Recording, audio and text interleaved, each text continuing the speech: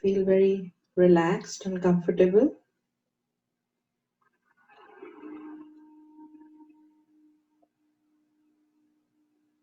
I sit here with the awareness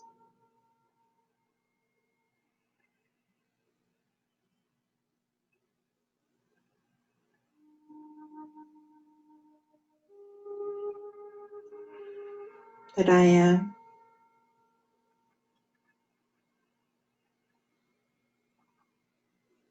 a living, sparkling, tiny point of light.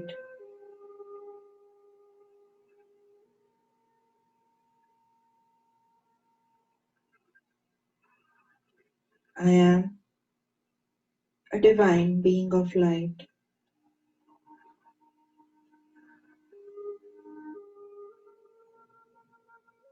I am an actor playing my part, using this body as a costume.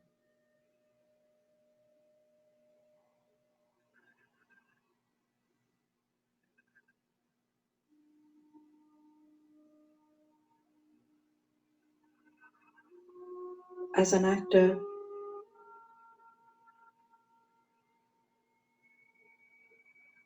I play many different roles.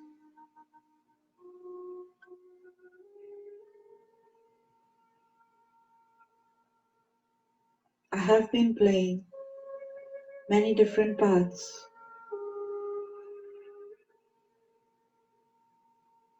I have changed many different costumes.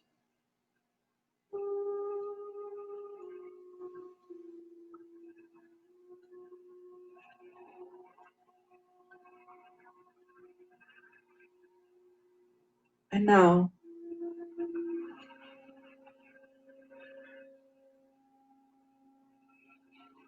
I miss my home.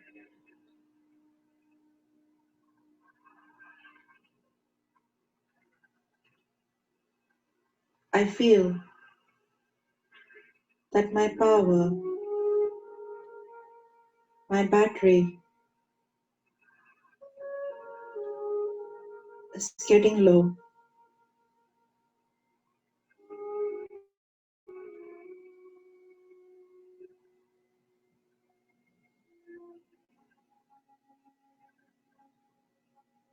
And I want to recharge my battery.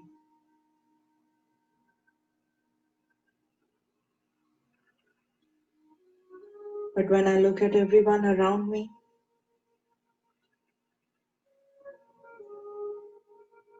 I see everyone's battery as running low.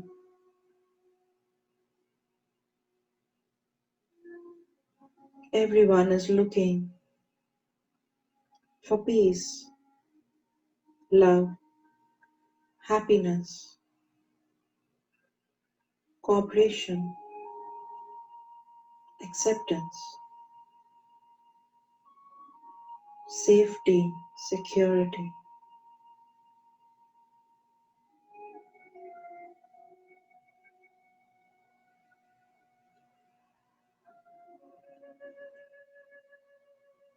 And I understand that the only one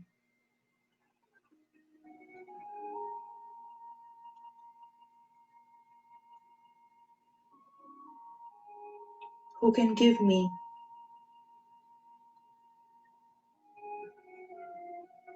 the true experience of what I'm searching, the only one who can charge my battery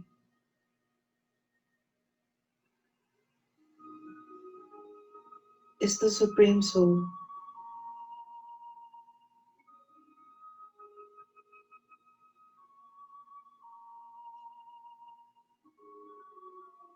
who is not in this world. He's beyond.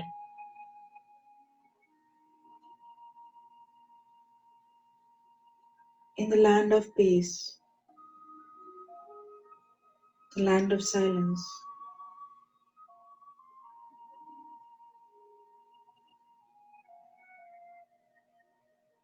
with my mind and intellect,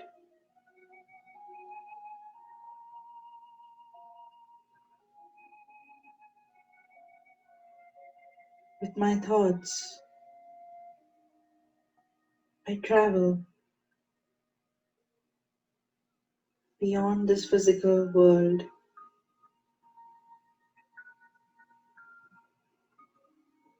to my home, my true home.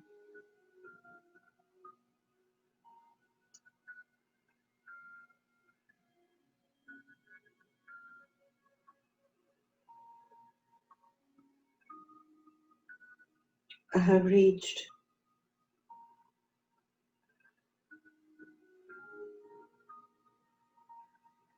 the land of silence,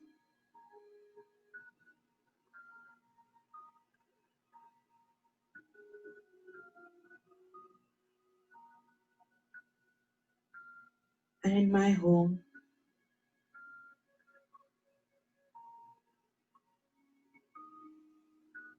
I see my Supreme Parent,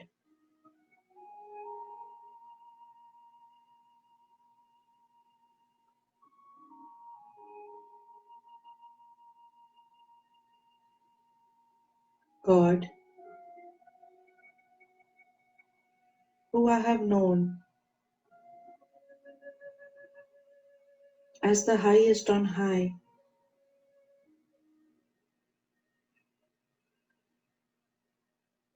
as the Almighty Authority,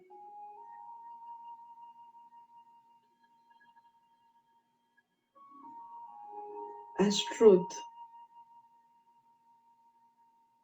as the blissful one, as light.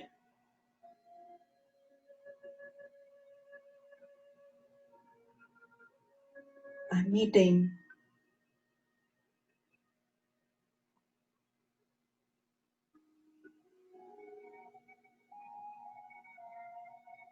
my Supreme Father.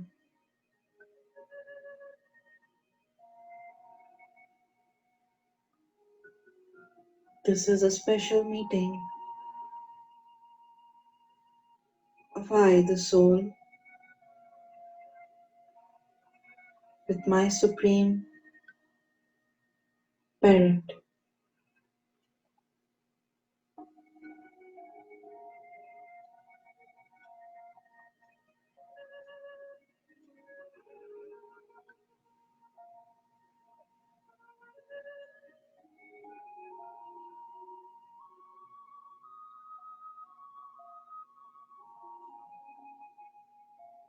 I know that my Supreme Father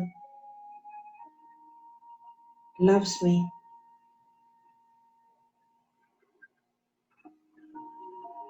As I get closer to Him,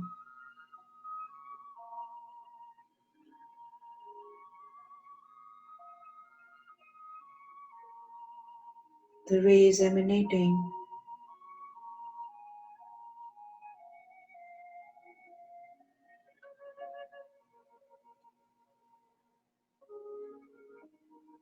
are welcoming me to come closer.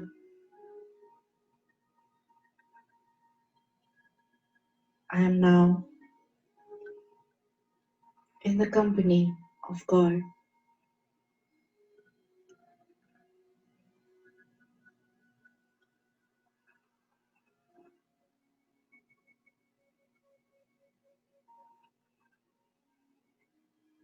The ocean of peace, the ocean of love,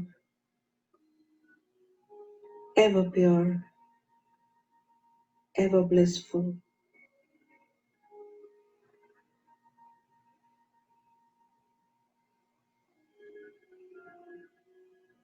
showering upon me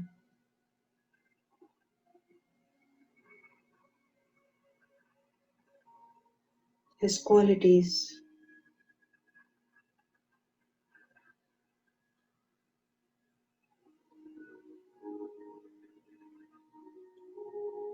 I feel loved and comforted.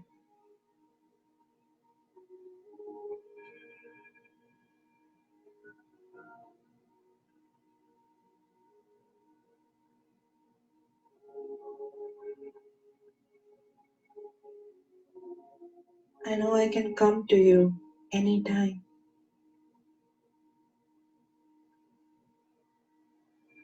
I don't need to make an appointment or wait for your call. But I am your beloved child and I can come to you whenever I need.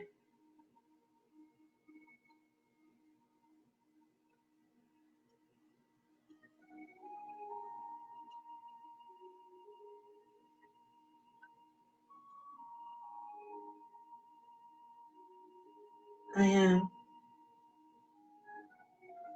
a long lost, now found child of God.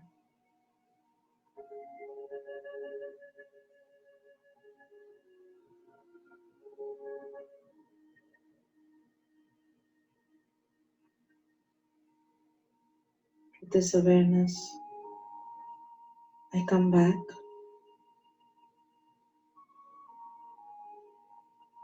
filled and charged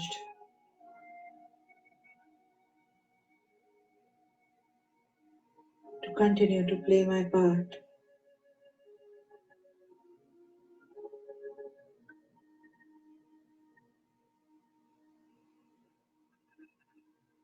Om Shanti.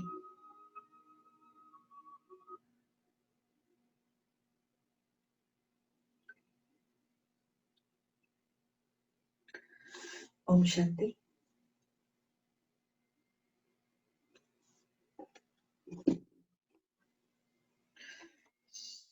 So, our last session was Introduction to God, and we went over that who God is, right? The form as point of light, name. We said people call out as different names, but in the Brahma Kumaris, we call him Baba. Baba means loving father, right? The name father. Ba also means mother.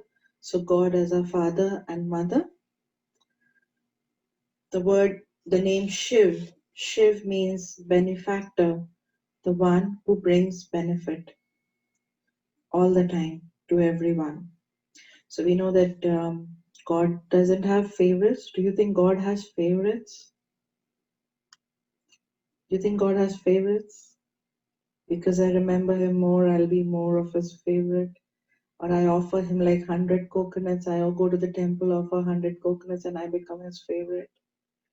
I go to the I go to the church, or I do my prayers every day. So I'm his favorite. God doesn't have favorites. Yeah. But God's vision towards each one of us is the same, is the highest. He wants, because He's the benefactor, He wants to see us in our best role, as our best, right? And any parent, for that matter, would want to see their child as the best. So, God, being our supreme parent, also wants the best for us. And where is He? And we know that He's not around here, He's not here, He's not omnipresent, but He's up there in the supreme abode, in the home of all of us, where we all stayed together as one big family, all of us as souls, where we didn't have bodies, we didn't have any names, we didn't have any of these features, no religion, no caste, no gender. We all just as little points of lights in our home, stay together as one family. Qualities of God, we know Him as ocean of virtues, so ocean of peace, ocean of love, ocean of happiness, and the word ocean just means unlimited. We have also heard, another title for God, and that is, those of you who have read scriptures would know, Sat Chit Anand. Sat Chit Anand. Hmm? Sat Chit. They say Sat Chit Anand. Of course, this has become a name now, but these are like three different words. Sat means truth, Chit means consciousness, and Anand means blissful. So this means that God is truth, God is the blissful one, and of course, He's conscient, meaning He's the living one. God is a uh, living being, right? A soul, and a soul is living. The body dies, the soul doesn't die. So God is the living source of energy, who is truth and who is blissful. Okay, and then what does God do? So that God basically, just as the name defines, God, generator, operator, destroyer, generates goodness, generates newness. Operator meaning sustains that goodness by constantly showering me, by constantly teaching me, by constantly being with me. And destroyer of negativity or vices. So this is God's role. So now in meditation, what do? We remember God as the supreme being of light in a relationship. So if you think, um, when we talk of the word yoga,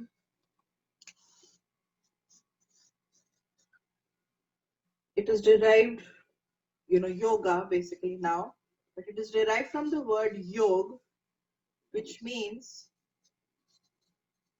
connection or link. Connection or link.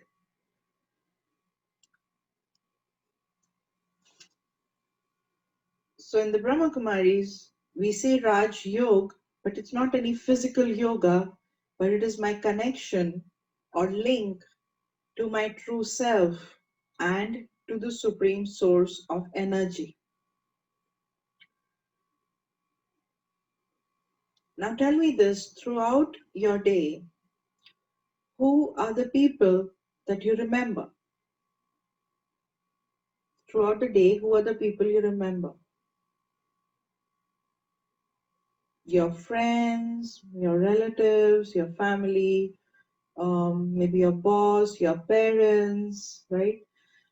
Your boss, your colleagues, maybe, um, your teacher, if you're in school, because you have homework to do. Um, what else? Right? These are the people whom we mostly remember. We also remember someone who has given us sorrow. Yeah. We definitely remember people who have caused us sorrow, who were mean to us, who have caused us sorrow. Now, did anyone teach us how to remember? Do you, do you remember, if you go back, do you remember when were you taught that, oh, remember this person like this? Did anyone teach us how to remember things, how to remember people? No, it was just so natural, right? Yeah, remembrance was very natural, very normal. Nobody taught us how to remember, who to remember. So, remembering is a very natural function of the soul. Okay. And where is this remembrance emerging from in the soul? You remember the soul has the mind, intellect, and sanskars. So, where do you think the remembrance is emerging from? You can write it in the chat box. So, remembering, where is it emerging from in the soul? From the mind, intellect, or sanskars, where is remembrance emerging from? Remembrance is emerging from my experiences, my sanskars, right? So if I had a good experience with someone, I'll remember that person. And what is the experience I will feel? What was it that I will experience at that time? Something good. But say when you're remembering someone who caused you sorrow, what is the experience being created at that time? Not very pleasant, right? Because with every remembrance, there is that experience connected to it. Okay, so if we are remembering God, what is the experience? What will the soul experience? What has been my experience with God? So if I talk about myself, when we were growing up, um, we are told many different things about God. That, don't do this, God will punish you, don't do this, God is watching over you, God is everywhere, He knows what you're doing. And, we were taken to temples and we were shown different deities, and there was this confusion. I always had this question when I was growing up, okay, who amongst this is the greatest, or who amongst these are the highest, right? Who's the highest? I always wanted to know who's the top, who's the highest, right? And everyone said different things. Oh, Ganesh, because he's the destroyer of obstacles. Oh, Durga, because she has the Shakti. Oh, of course, Vishnu, because he's the sustainer. Or Krishna, oh, Krishna is the highest of all. And I remember we used to have a little temple at home, and in India, you get flowers to do your prayers, and we had all these different images, right, in the temple. And sometimes the flower person would get like fewer, lesser flowers. And when I was saying, oh, this is not enough for everyone here, and so I would kind of break those flowers into two, so that none of them should be upset that, oh, you didn't offer me flowers today. So, and I would like break those flowers and offer everyone, like, okay, make everyone happy. So even while we were performing devotion, there was always this thing that, oh, let me make them happy. Let me make them happy. They should not get upset with me, right? We started wearing certain rings, and people wear different colors on different days because they have correlated the colors with certain devis, or and we went deeper and deeper and deeper into all of this, and we started doing everything that would bring peace and happiness in my life. Have any of you ever attended a Satyanarayan Katha? There's a Satyanarayan Katha. So many of you would have attended the Satyanarayan, or have had the Satyanarayan Katha at your home. There's a deity called Satyanarayan, which means true Narayan, and there is this prayer which is done, right? It's a story that they read, and they offer certain things to the deity, right? So they pray. Um, and if you ever, we would have that every month. And if you ever have, hosted a Satyanarayan Katha, how is your stage that day? Are you like very peaceful? Oh, I'm having a Satyanarayan Katha at home and just being so peaceful? Or are you like, oh, the priest hasn't come. Oh, where are the flowers? Oh, where's the ghee? Oh, where's the choices? Everyone, come, come. And then, even while doing the prayers, are you like experiencing the most peaceful stage? Or is your mind still wandering everywhere around and still trying to organize things and looking at everyone, oh, who came, who attended, oh, hello? Because then they are going to come back and say, oh, I was there, you didn't even notice me. So I'm doing all this to attain peace and happiness for myself and my family and the home. And what happens? What happens? I don't experience that, at least not at that moment. We do all this, right? So the purpose of even doing something is actually kind of lost, because say if during the katha, if one thing is missing from the list that the priest gave, what happens to my stage? So if the priest says, oh, you had to get like um, you know beetle leaves, and say, oh, you had to get like 10 beetle leaves and I have only 9, what am I going to think throughout the katha? Or in that katha, when it says, that, oh, Satyanarayan got angry because this one didn't take his prasad, or didn't say this, told lies, and I would always think that, oh, if we are offering so much to this deity Satyanarayan and he's getting angry, so he should not get angry. So this was told to us, right, that God gets angry or deities get angry. We've been told certain stories about, deities or God killing people and doing this and doing that. Think about this.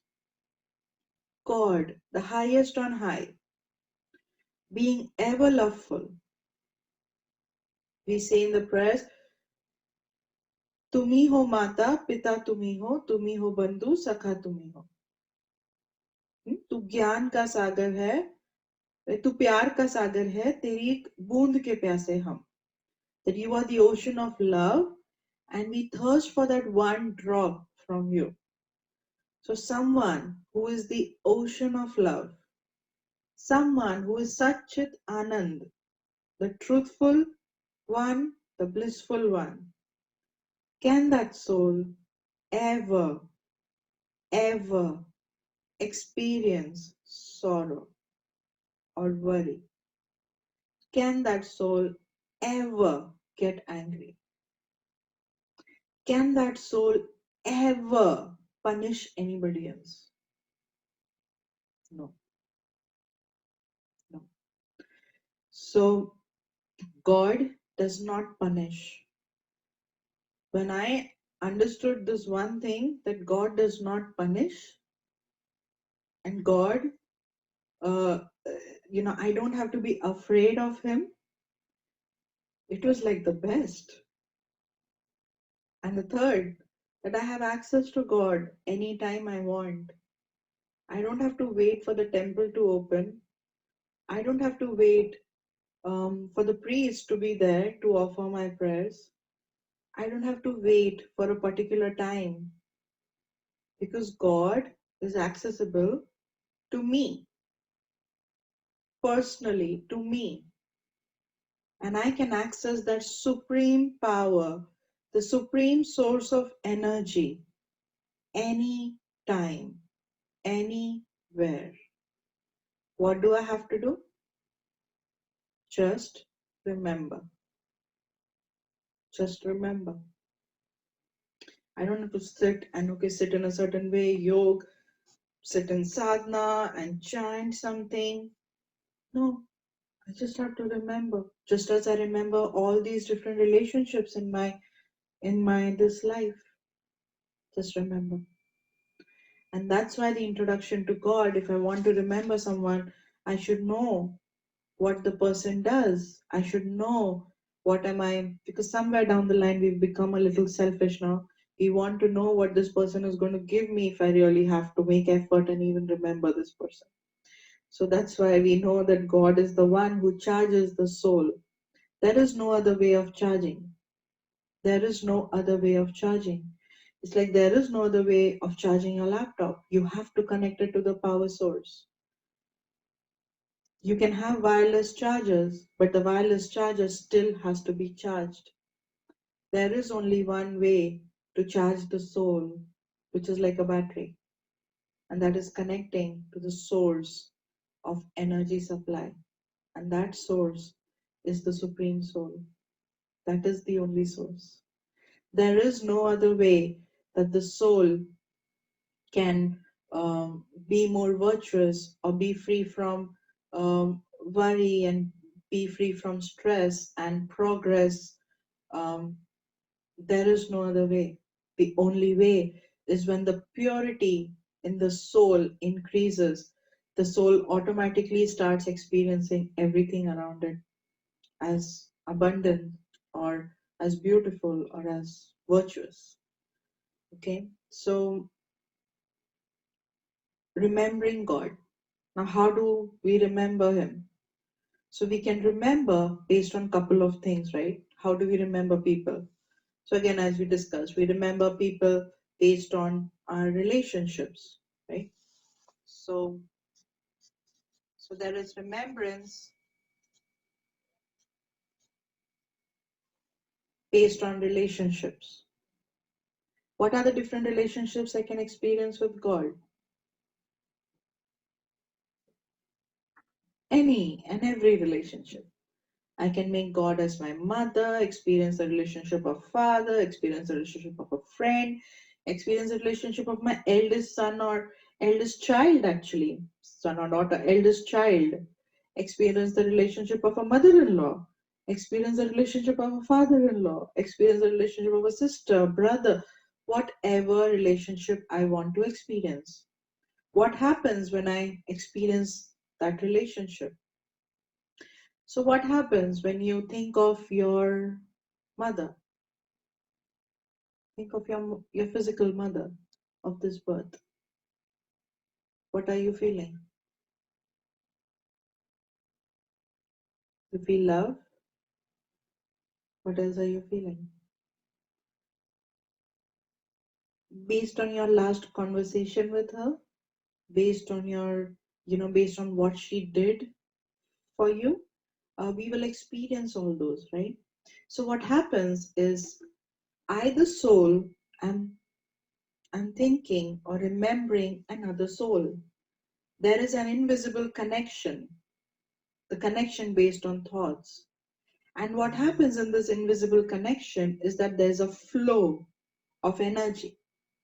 And this energy that flows, okay, is basically giving me the experience, but is also based on my on my interaction with that soul or the qualities of that soul. Okay. So when I make God as my mother, um, when I make God as my supreme mother or as my mother, when I look at this perfect mother that I have, who is God, this mother is able to offer me everything that I, the child, needs. You think? Do you think the supreme mother can offer you everything that the child needs? What are the things that you need as a child from your mother? You can list them down quickly, write it in the chat. What are the things that you need as a child from your mother? So, love, peace, what else?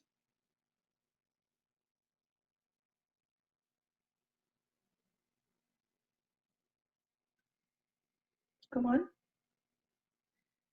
Security, care, protection, love,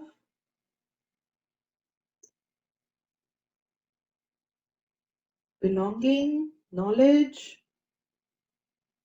nurturing, guidance. Yeah.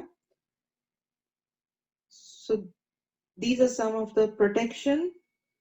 So, these are some of the things that we want to experience from a mother, and we do experience these.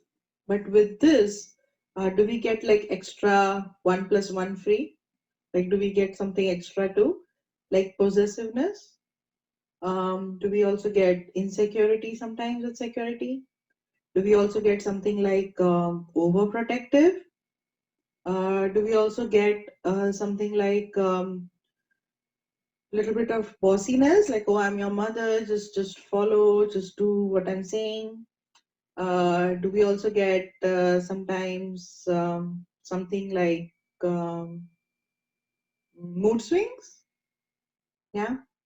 So this is like an extra things that we get, no? But think about it, from the Supreme Mother that we have, um, we are going to get all of these things that you listed: love, protection, security, caring, nurturing. Yeah.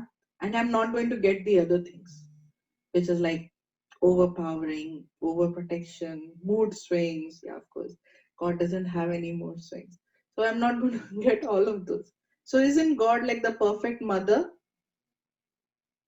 A perfect mother with none of these other things that actually I don't even need. So here is my perfect mother. So when I remember this perfect mother, in this connection or in this remembrance, there is a flow of energy, and I'm getting filled with everything that this perfect mother is offering me. So now when I look at my physical mother, I am not looking at that relationship with an expectation, but because all my expectations are being fulfilled by my perfect mother, which is the Supreme Soul, I'm looking at this relationship as more of a giver than the one who is expecting in a relationship. Yeah. So any relationship, we can make God any relationship. Father, friend, mother-in-law, father-in-law, any relationship that I want.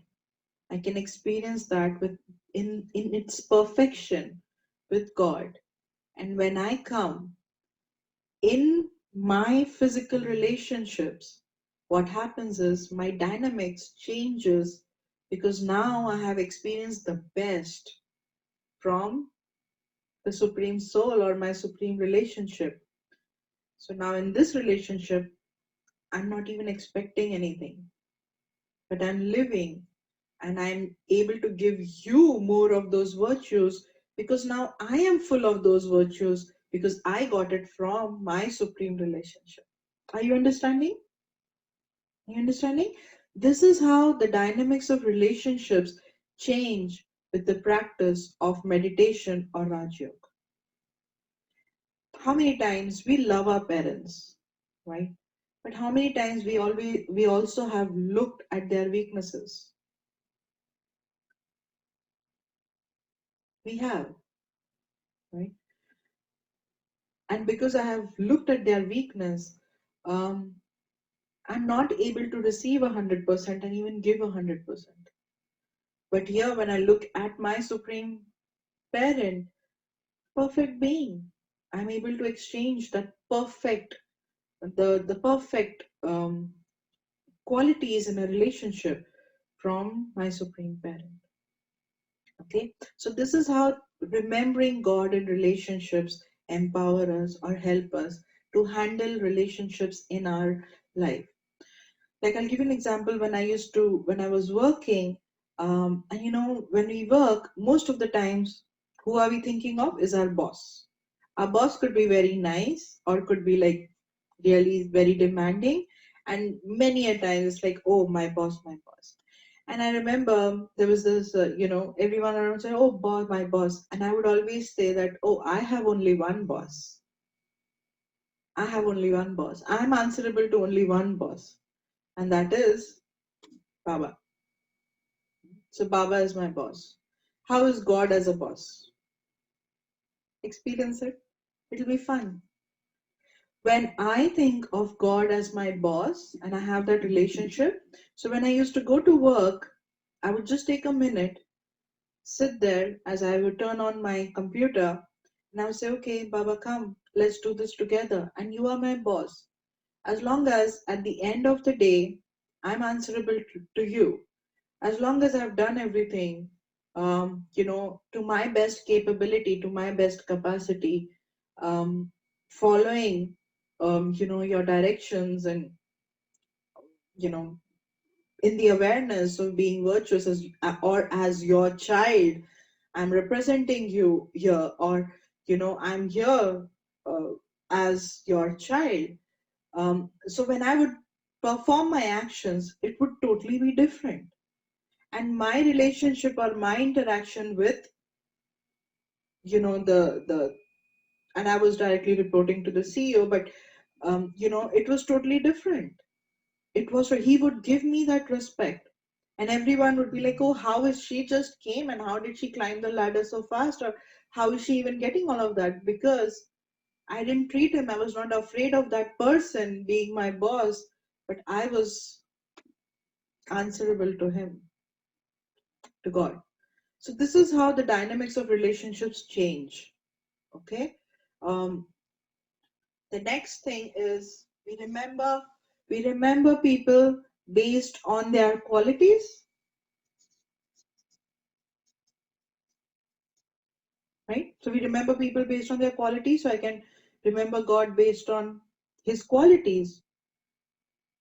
And some of his qualities we've discussed: ocean of peace, ocean of love, ocean of happiness, the blissful one, right? So these are some of his qualities. And this is your homework.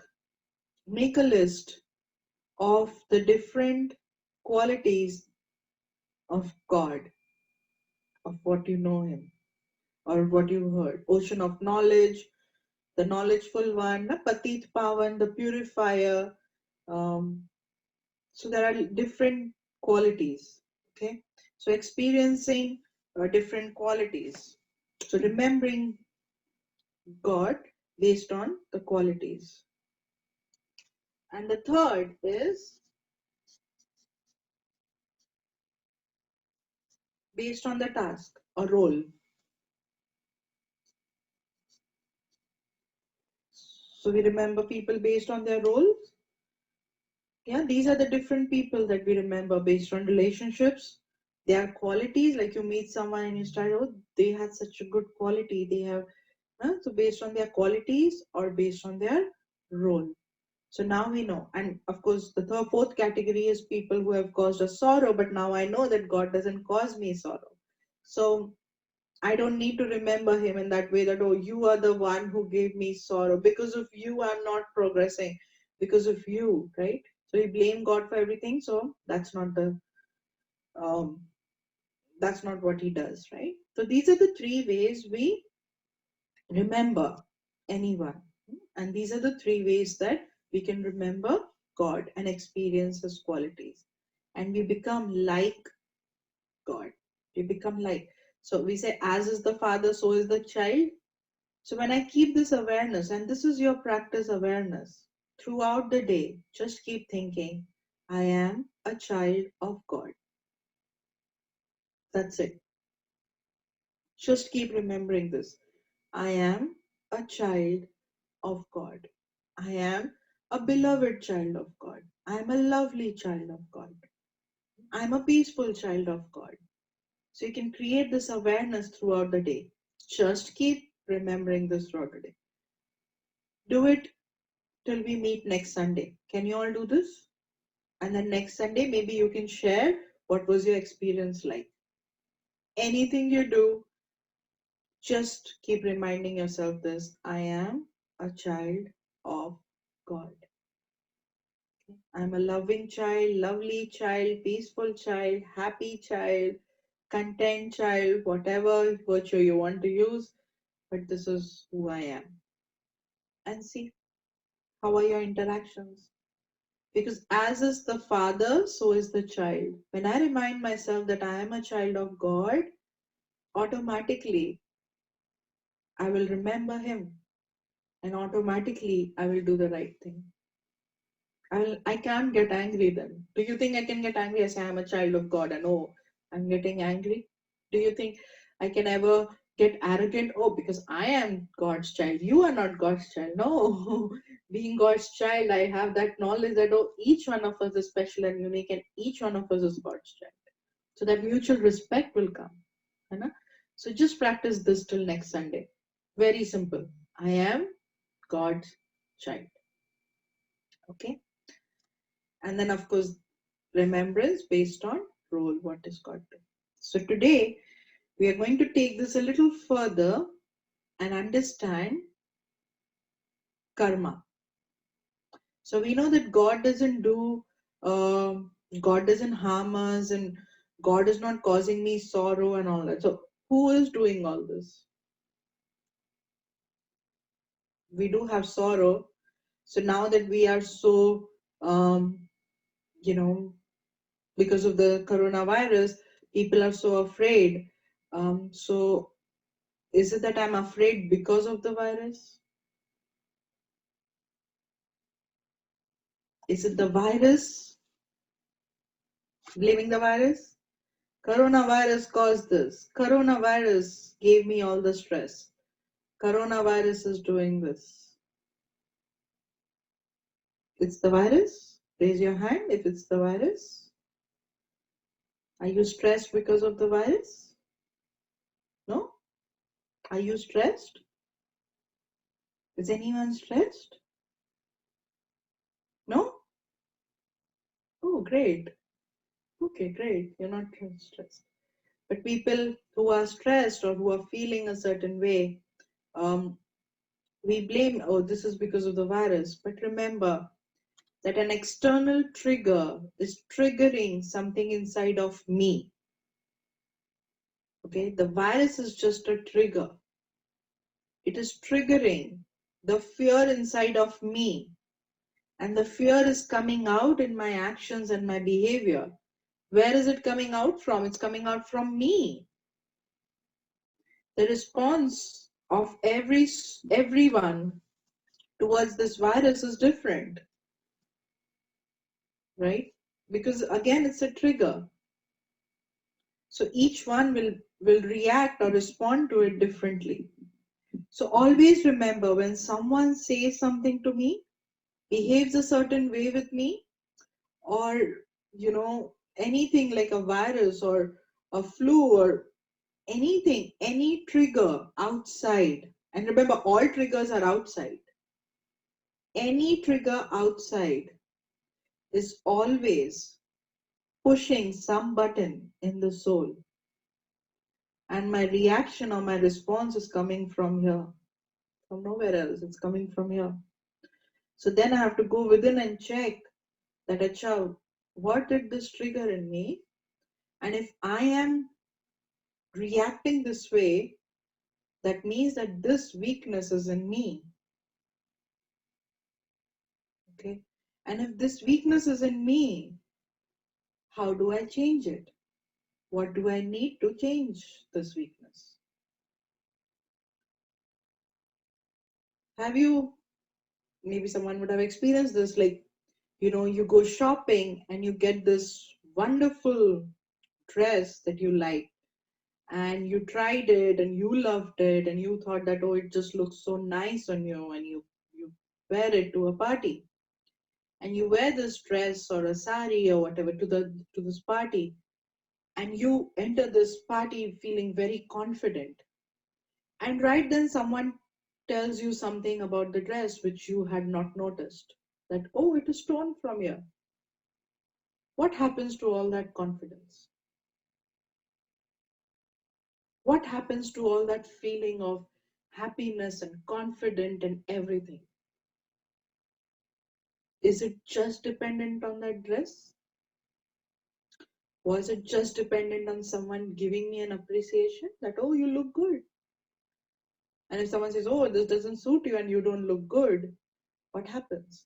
So again, because I um, created my identity based on that dress that I was wearing, or I associated myself to be the way I look, to the makeup that I'm wearing, to the jewelry that I'm wearing, to the clothes that I'm wearing. And some external trigger is triggering something in me. What do I need to understand at that point? I have low self-esteem issues. Anybody can press that button and tell, oh, you're not looking good, and I will just lose all my confidence and lose everything. Then I have to check, oh, right? So I'm not in my true awareness. I'm not in my true self-respect of who I am. I'm thinking that, oh, I'm this body, I'm this dress, I'm this jewelry, it is the number of likes on my Instagram profile, or I am the number of people who follow me on Instagram, and all of those things, right? All these things don't define us. When I keep remembering this, that I am a child of God, like, if you were told that, oh, you are, like the president went to school with you, don't you remember? He was your school buddy. How would you feel? Or say, you have a meeting with the president, you just become very good friends. How will you walk around? Oh, I know the president of United States. How will I feel? Right? But again, this is just a physical person, right? So my happiness or my this is coming from a physical relationship or a physical person, which is again very temporary. But here, this relationship of the soul with the Supreme Soul is eternal. It's not temporary. It's not just this birth. Do you understand? So this is the only eternal relationship that we have. So when I move around with this awareness that I am a child of God, then everything external just disappears. It doesn't matter. It doesn't mean that we don't dress appropriately or we just wear flip flops to an important meeting or anything. Oh, I'm a child of God. I can wear anything. I can go, how. No, it will bring humility. It will bring royalty in my actions. Okay. So this is the awareness. So when we look at all these things happening in the world and we feel a certain way, it's because it's triggering something, some weakness inside of me. Okay, and that weakness was registered in me in the form of sanskar. And the sanskars, as we said, are like icebergs. Only 5% is visible and 95% is below. It's not visible. I don't see. Okay, so the triggers and my feelings and everything is, coming because of my sanskars. And how old are these sanskars? Is it just this birth? No. So my sanskars have been with me previous birth, the birth before that, and before that. So when the soul leaves the body, what is the soul taking with itself? It's taking the sanskars. Okay, and these sanskars determine my next birth, my next birth. So what is law of karma? As you sow, so shall you reap. It's the boomerang effect, right? Many times people think law of karma to be something like really harmful.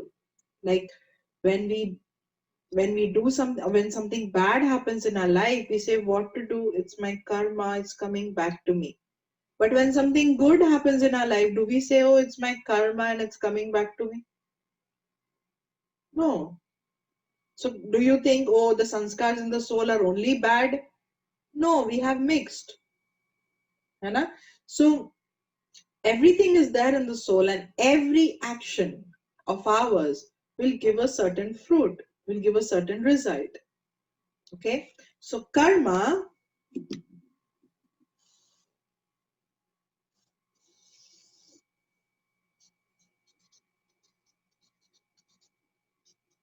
in just the translation, means action. What is the seed of every action? Where is an action coming from? Where is an action coming from? What is the seed of every action? Who wants to take a guess? You can write in the chat window. What is the seed of every action? Very good. The seed of every action is thought. The seed of every action is a thought. Now, let me give you two scenarios. So you're fighting with someone, right? Or someone is being really mean to you and telling you bad things, right? And you perform the action of pushing this person, right? Like literally pushing or slapping. So physical action of slapping or pushing. And now the second scene is this person is same, behaving the same way, and you don't push, but in your mind you're like hitting this person and slapping this person like 100 times. But you're not doing it. But in your mind you're thinking about all this. Do you think there's a difference in karma?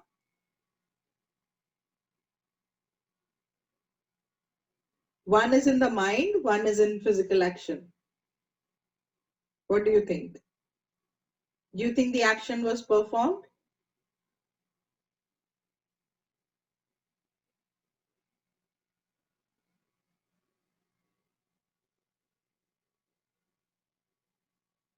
Do you think the action was performed?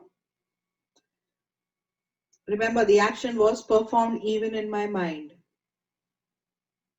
Yeah, because in my mind I actually slapped the person. It just didn't come through my senses or through the body. But the soul did perform the action in the mind. I just didn't use this to perform, right? And both of these actions, both of these, the action by itself is not a good action, right? So many a times we think that, oh, I didn't do anything wrong. I didn't cheat. I didn't steal. I didn't hit someone. I didn't go and kill. I didn't. So why do I deserve this? Why am I going through this?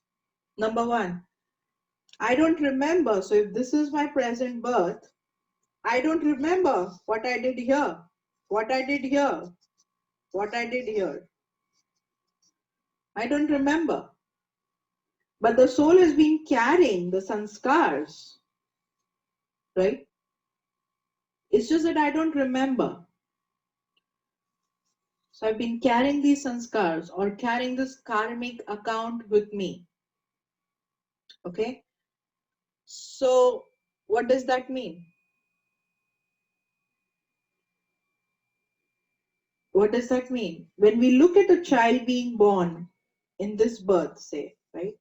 In this birth, and we look at the child and say, what did this little child do if the child is born with a certain, you know, a certain defect or a certain illness or disease, and we say, what did this child do? Why is the child going through this? Right? Because we are only looking at this birth. I'm not looking, I don't know what the soul did here. I don't know what the soul did here. I don't know what the soul did. And remember, it's carrying all these sanskars with itself here. Okay? So, law of karma helps us to not be limited in our thinking. Law of karma is actually telling me that everything that's happening to me is because of some action that I have performed in my past birth or in this life or in my previous life, or but some action has been performed in the past. And action is not just a physical action, but even on the thought level. So if I gave you sorrow, even in my thoughts, I am accountable for it by law of karma. It's that deep. It is that deep. It's not just a physical action.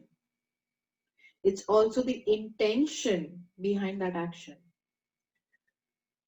So do you think a scenario, there's this one person who plans a murder and there's another person who actually performs the task of following that plan, executing that plan. Who is at fault?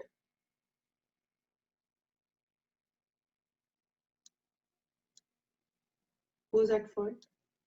Both. है ना? Both are at fault.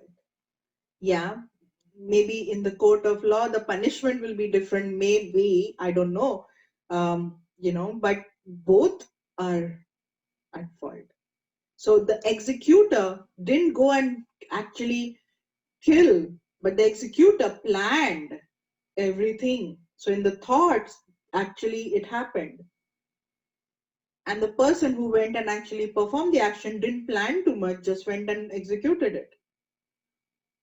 It's like the executor actually performed that action how many times? so many times. And the person who actually went and did it just did it once. You understand? So, law of karma is so deep that it's not like 1 plus 1, 2. It's not that, oh, I gave you what, I should get the result of this, but how did I even give it to you? Right? So, it's the intention behind that karma that actually also makes a lot of difference. Okay? So, the easiest way to understand and to practice law of karma, we don't know what we are carrying. Do we know? From our previous words, we don't know. We are living in this country, um, this country being one of the, you know, what is called the first world countries, with good comfort, home, AC, heating, greenery, food supply, everything right now. So can we say that we are like pretty much okay? Pretty much okay, right? Um, so we don't know what our account is, right? But I know that I'm feeling certain ways inside. So the soul, there's a mixture, right? So we have all these external comfort and everything, which is also because of our karma. So all of us are together, all of us in this land have left our country and come to this land, or left India and come to this country, and that's also karma. You know, all of us are together on this call today. There's a reason that I am doing the course with you. It could be anybody else, no? Some karma, yeah. So we don't know, right? We don't know many things that happen to us. But say, for example, that say our net account in our karmic account um, is is it positive or negative? What should I write? Okay. So say like I'll just give it a number. Okay. So say it's like a minus 10. Yeah. Minus 10 because we get angry and we're not that virtuous and everything. So say it's a minus 10. How will I make this positive? How will I make this positive? Come on, kids, math, basic math. Minus 10. How will I make it? How will I make it to plus 10?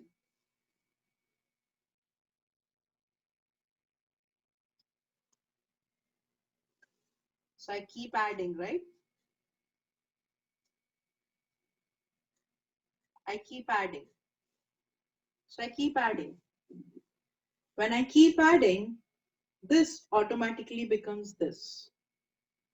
So say in our, we don't know about our karma. It could be minus 10, it could be a plus 10. But if I want to make it, I always want to increase it, right? So if I want to take it to 100, or say this minus 10, I have to take it to 100. I have to keep performing good. So our focus is not on, oh, it's not on the details of, oh, what are good actions now? Giving someone water, or doing this, oh, I did this, oh, I did this. No, but think about it. Just being elevated in my thoughts, words, and my actions. That's it. As simple as that.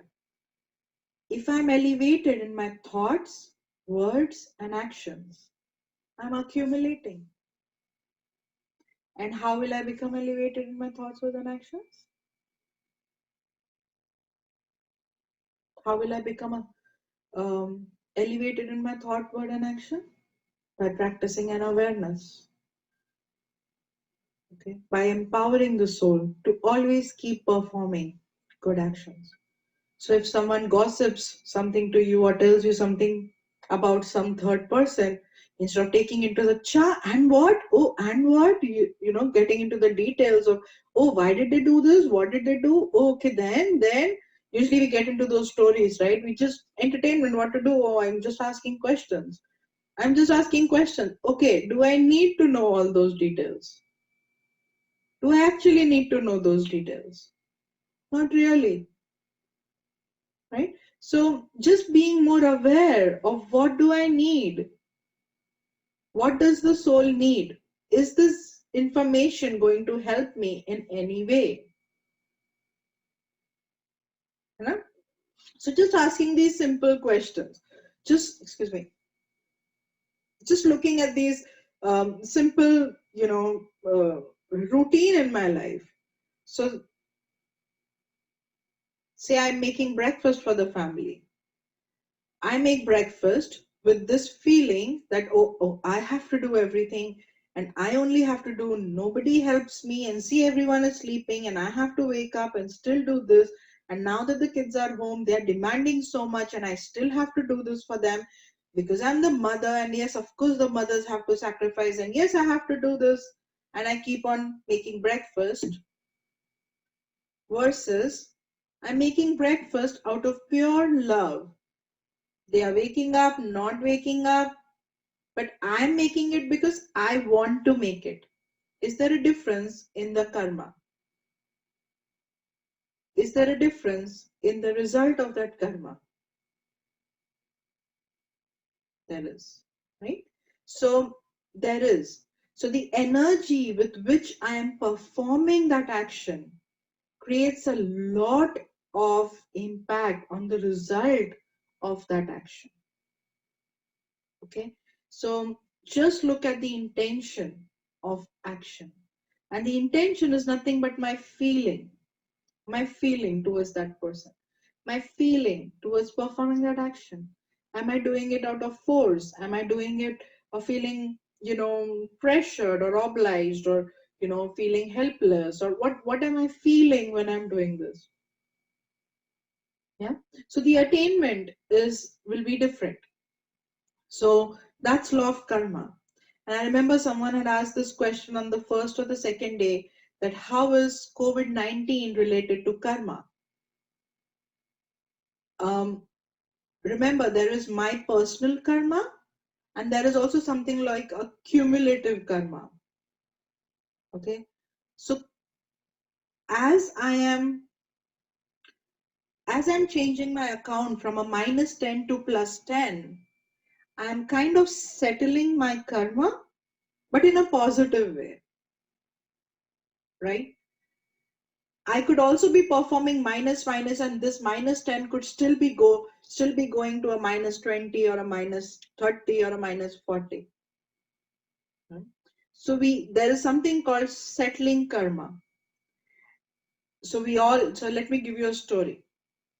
So there were some people traveling in a bus, and there was raining and lot of thunderstorm, and the lightning came close to the bus, and everyone felt that the lightning is going to strike the bus. And people were like so afraid. They're like, oh, what's happening? And some pandit or someone in the bus said that, oh, this lightning is coming so close and going back. It's because the lightning wants to actually get someone in the bus, someone who has performed bad karma, and the lightning is here to punish that person.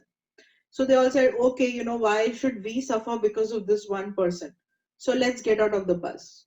And they all get out of the bus and go under a tree. And they decide that, okay, one by one, everyone will go and stand there. And if the lightning strikes, then we know that, oh, it was this person, and we will continue with our journey. Said, okay. So they all go under the tree, and one by one person goes out, the lightning comes close, goes back, the next one goes, and this happens till the last person was left. And everyone looks at this person and goes, you are the one. He is the one because of whom we were all suffering. He is the one. So this person feels very guilty and is really afraid, and still goes out and stands. And the lightning strikes the tree. And everyone under the tree die. Moral of the story: the karma, the elevated karma of this one person was actually saving the other 20 people. Okay. The net karma of these 20 souls was the same And that's why their end result was the same. So that's why, sometimes we see in the news and we say that, oh, there was a train derailment and only this one coach in the train, everyone in that coach died. Or, certain people go through certain things in their life and others don't. Or this, so it's, remember that karma is also like a cumulative result. Okay. So when we look in terms of COVID-19 and we see that, oh, people leaving bodies with this COVID-19 and certain this and this, remember it's also the karma, right? So, and just to kind of, the origin of the virus is from an animal. It's like, as if the the energy of the animals like coming towards the people, like, okay, you've eaten us enough and now it's time for us to take revenge over you. Karma, no? So do we even realize when we are killing an animal for our food? It's karma, right? That's karma. Okay. um we have to end now. I can touch base more about this next Sunday, but remember, the landscape of karma, in very easy words, is I have to be cautious and aware of my thoughts, words, and actions. That's it. That I don't perform even a wrong karma in my thought level. Are my thoughts elevated? Elevated thoughts are thoughts that empower me and empower others too. Elevated thoughts are thoughts for the whole community, for the whole world. Because remember, every thought has vibration. So if I'm creating a negative thought, it's releasing these vibrations into the atmosphere. And that negativity is definitely reaching someone. Okay. So just being more aware on my thought level, my words, and my actions will help me keep accumulating in my karmic account. Okay. So should we end with meditation and then I can just answer maybe a couple of questions? Are you all scared now? No, right? Okay, good.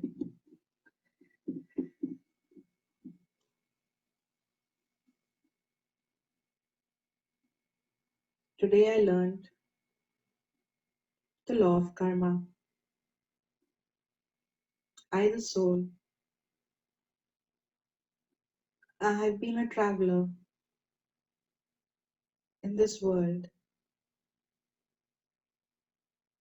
I have traveled through different bodies, many different births, and right now, in this birth, I look at my life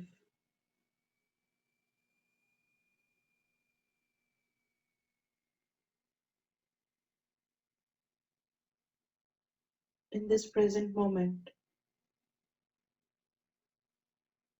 What am I grateful for at this present moment?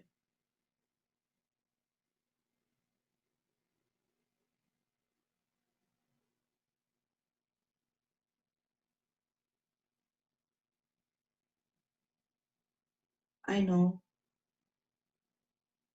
that my present life is the result of all my karmic accounts of all the different births.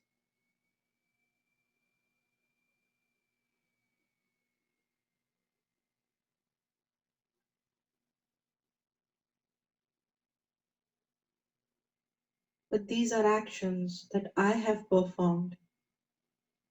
There is no one to blame.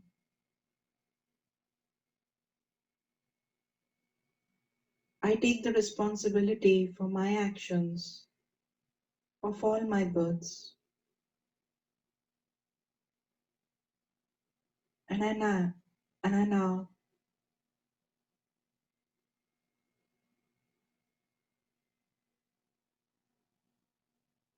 choose to perform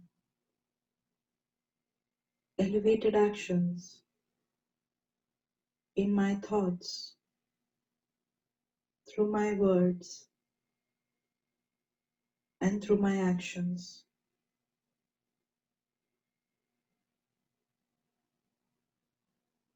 Being a child of God, I carry my parents' DNA. God's DNA is of all the qualities and virtues and powers, and I carry the same DNA.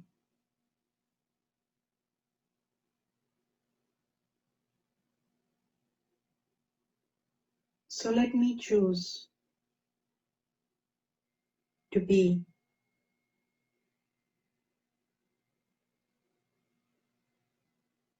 the best child of God.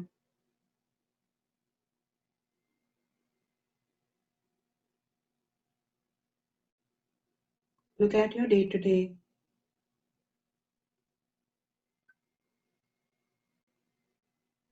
and choose a quality that you're going to use all day today.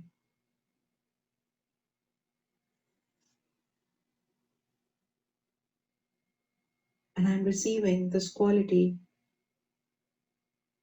from my parent, from my father, as an inheritance because I am his child.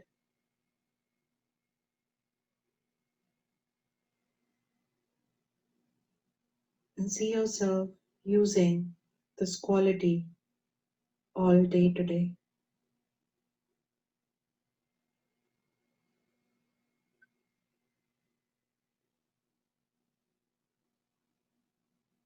How does that make you feel?